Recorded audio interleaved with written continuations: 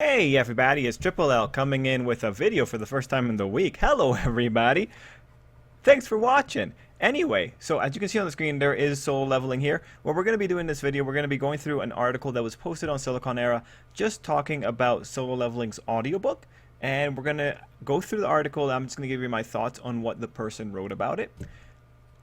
Now, the reason I'm doing this video is because, one, it's easier for me to produce with my current schedule and just like my other projects going on in the background. And two, it's actually a topic that I'm very interested in because I dabble in it as well. And I always love reading I love reading the casual person's interpretation or the casual person's experience of any kind of reading process.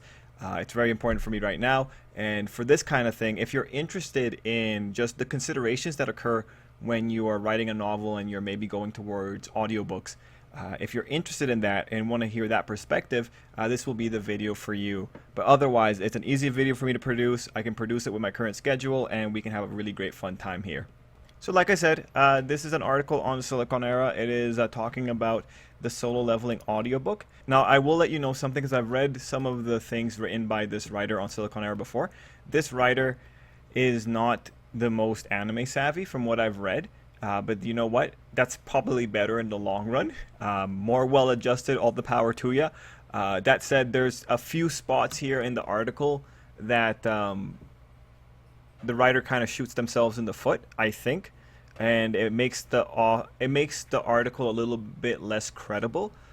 We won't rag on it too hard. This is just normal. Actually, when you're dealing with reviews from people in general on any kind of written product, a giant chunk of the times you're going to get reviewers that almost seem like they've never read or even looked at your product and they're giving a weird review about it. So this is par for the course. These are the people that are still a valuable part of the market. So that's why their opinion is important. So let's just get into it. Okay, so this first part right here, this is just the preamble. The writer says, I wanted to get back into books and webtoons for a while now, so a chance to listen to solo leveling came at the perfect time. Spent about a week listening to a roughly 8-hour audiobook of the solo leveling novelization. Yeah, if you read audiobook or if you listen to audiobooks, yeah, they can go for pretty long. Written by Chung Gong, it's an adaptation of a Korean webtoon centered on a low-ranking hunter, Jin Woo. In a world that mixes fantasy and classic dungeon crawling action, has a lot to offer, but when it comes to the audiobook, it might not always keep up. Now, I think on the article, one of the things that you have to very quickly make peace with is I don't think this person knows the adaptation order. And I checked it just to make sure, but you know what? Maybe there's something I don't know here. But specifically, an adaptation of the Korean webtoon. I don't think that's correct. Because I've read the solo leveling ending because I didn't want to spend time reading the manhwa because it was going to take up too much of my time. So I just went and read the novel. The novel came first, and I went and I did a very quick Google search. I am pretty sure the novel came first. This is the final chapter of the novel. It's been available as early as June 2019. I'm pretty sure. Now, mind you, I think the manhwa does a few things a little bit differently. And then I checked everything I could. Solo Leveling is a web serial novel written by Thingamajig. In 2018, that's when the webcomic released. In 2019, the novel was picked up officially by a label. In 2020, the webcomic was picked up as well. Yeah, man, I'm looking at this and I am pretty sure the novel came first, which, unless there's some kind of shenanigan going on with the Solo Leveling audiobook, there's not shenanigans going on with the audiobook. The audiobook adapts the material that came first. It's not an adaptation of the webtoon. Just keep it in mind because this is going to kind of color the review a little bit. Anyway, the audiobook may not always keep up. Novelizations and subsequent audiobooks are hard to adapt when the source material relies so heavily on a visual component. So now you can kind of see the problem if Solo Leveling is in fact a web novel first, which it is a web novel first, for sure. Novelizations and subsequent audiobooks are hard to adapt when the source material relies so heavily on a visual component. No. Like, again, the source material is the web novel. They're not adapting the manhwa as far as we should know. And in general, if this was a manhwa first, then yeah, this is a very good point. Writing a manhwa is different than writing a novel. That said, it's important to remember that Solo Leveling in particular is a very good adaptation of the source material. Anyway, they go on to say whether that's a movie novelization or in this case a webtoon, it can be difficult to convey the same meaning and energy. Yes, it can be very difficult to convey the same meaning and energy if you're adapting from the webtoon, but you're most likely not. They go on to say the Solo Leveling audiobook didn't initially feel like this would be a problem. Ki Hong Lee from Maze Runner and Unbreakable Kimmy Schmidt narrates the book, which was a plus for this person. Having a Korean person narrate a story by Korean artists is important in their opinion. I think it's personally, I don't really care if me as a Cuban has an Asian narrating one of their books. That doesn't really matter to me. Anyway, they just wanted to hear how a movie and television actor would use their talents for reading. The narration was nice but not incredibly varied. The book often switches perspectives and provides you with segments that offer insight into multiple characters' thought. It was often difficult to keep up with unless Lee was narrating a woman or girl's perspective. In that case, it was as simple as him raising his voice to a weird octave. So this criticism is actually really interesting. When you're working with a narrator and when it comes to audiobooks, yeah, this is really hard. When you're reading, you can naturally see the shifts in perspective because you very visually see it. Maybe there's even a little note that tells you, oh, this is a different thing. When it comes to shifts in perspective in a book, you're doing things like if you have a first person narrator, you're going in like, okay, yeah, hey, I'm speaking with an I, you know immediately who that is. Or maybe a book opens up with a segment of, oh, so-and-so was going to the mall, right? And then that sets up, okay, so we're looking at the perspective of this person, right? It is very difficult. When you have a single narrator, the issue really becomes the keeping track of the same gender. Some narrators legitimately have a very good range that they can do like 10 different voices, which really does help. But at the end of the day, especially in something like Solo Leveling, which is so heavily inspired by anime with such a giant cast, there is eventually going to be an upper limit. Now, as a writer, you can help the situation by giving the characters unique dialogue tics. If you can make a particular speech pattern, you can a lot of times tell a reader who's talking without ever actually telling them the name of the person. But that's only if you really train the reader to understand specifically the dialogue tics. Now, again, when it comes to the audiobook process, they mentioned that it was easier to keep up when it was a girl's perspective, and that's probably talking about the fact that it's easier to identify that there was a change in perspective in the first place. Now, this is ultimately a really good criticism of the audiobook process, and it will lead into another point in a quick second here. They go into the next thing. The different onomatopoeias in the story felt similarly off. They broke up moments of tension. Hearing someone go swoosh in the middle of a quiet or do or die moment is not as immersive as it would seem. Now here, we're moving into like a really interesting aspect of the audiobook creation process and the writing process.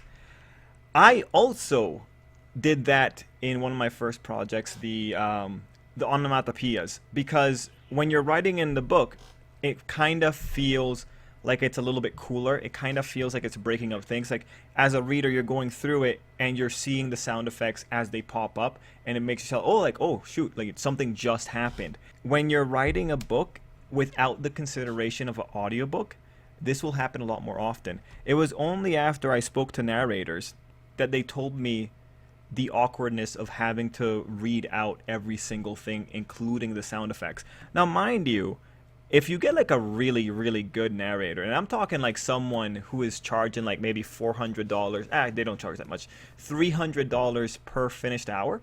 And what I mean by that is like for every hour of an audiobook, they get paid for it. So 8-hour audiobook here, probably if it was at $300, they're getting $2,400 for the project, something like that.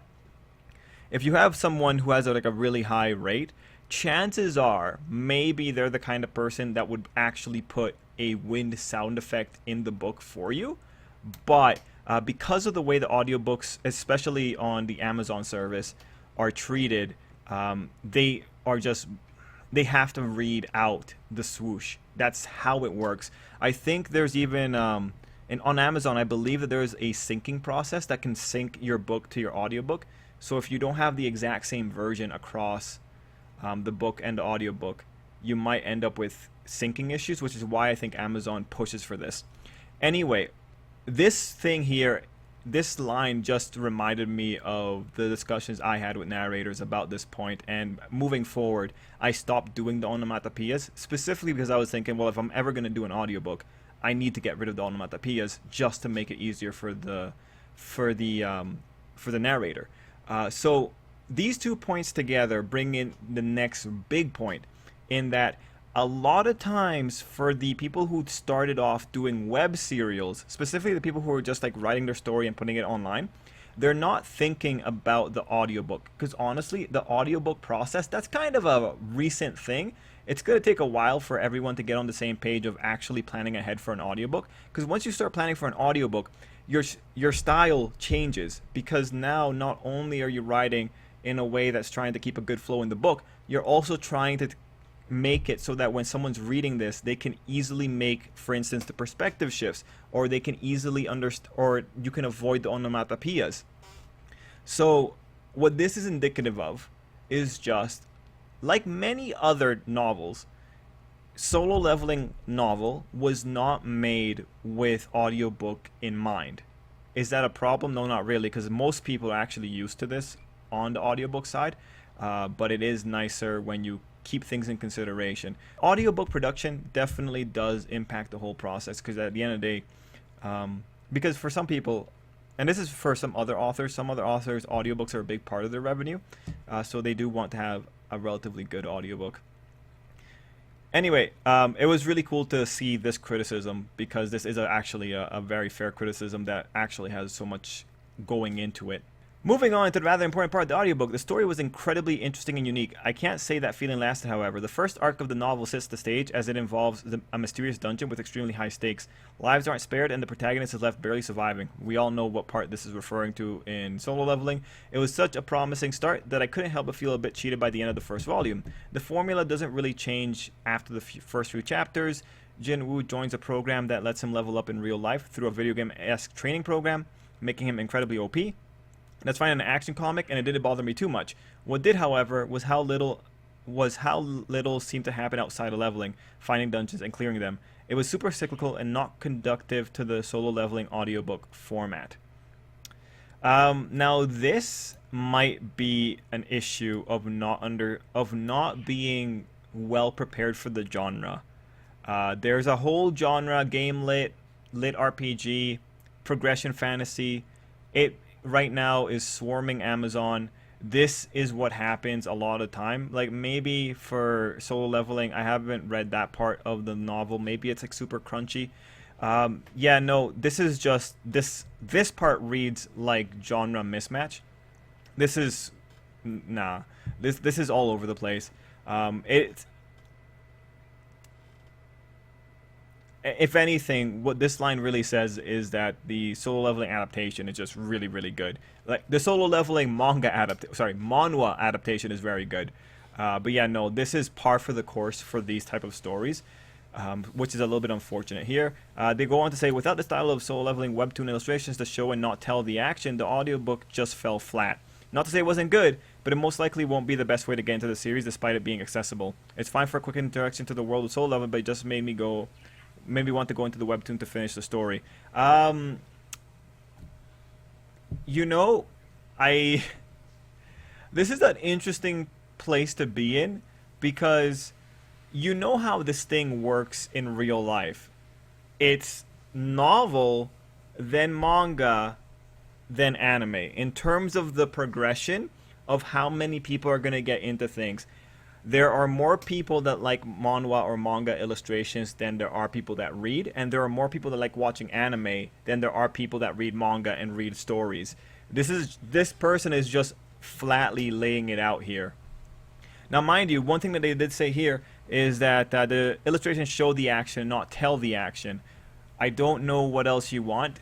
This is how a novel is written. Like, this really is just one of those moments that tells you this person is probably not the most suited for this particular genre. Mind you, it might also be indicative of the Solo Leveling web novel and light novel subsequent adaptation not being that well written in terms of, I guess, giving the action to the reader, maybe. I mean, it is translated, and already when you're dealing with translation, you are going to run into a problem where a lot of the wording is going to be a little bit stiffer than it really should be.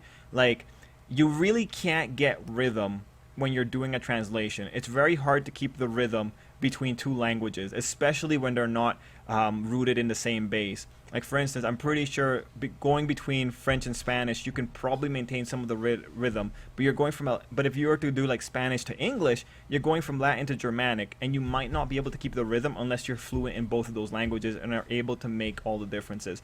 Like, if I'm sitting down to translate one of my works, I am probably going to reword a lot. I might even change the order of some sentences if it changes the rhythm to make it a little bit nicer for the book. So ultimately, you know, this article, I find it extremely valuable, and I also find it, again, really telling. The article shows a lot of different aspects of just the general opinion of a general reviewer. In the article, the most valuable part, I see they're talking about, yeah, some of the difficulties that occur when you don't plan for a publication going to audio. I really appreciate that part. You also see some of the problems that might occur if the person is incorrect about the exact origin of the source material. And then you have what is ultimately a genre mismatch with the person, them not really being that into progression fantasy or lit RPG or game lit. That's what I'm reading here. Ultimately, though, I think it's an interesting little thing. It's always good to have the opinion of the casuals. And yeah, if you want to check out the Solo Leveling audiobook, it's available on Google Play. I'll put a link to it down below if you want Solo Leveling's audiobook. Just keep in mind, one thing you should take away from this is that the Solo Leveling audiobook is likely not made for the audio experience. So if you're like a hardcore audio connoisseur, maybe you probably are going to be able to deal with it, because hardcore audio connoisseurs usually have tasted a lot of different audiobooks, but probably not they're going to be the best experience if you go into it. This would be one of it. I would just say maybe keep it to just reading it, especially with the onomatopoeias like that. It's unfortunate, but that is the big sign there. Anyway, everyone, let me know what you thought down below. If you have any questions about that kind of process, you can feel free to ask me. Like, I'm involved on some projects on Amazon. I know a little bit about the system. I got some sales on it too. So if you have any questions, let me know down below. And till next time. And yeah, I've been involved in like the audiobook process before as well. If you have any questions down below, let me know. And till next time, I hope you have an absolutely great day.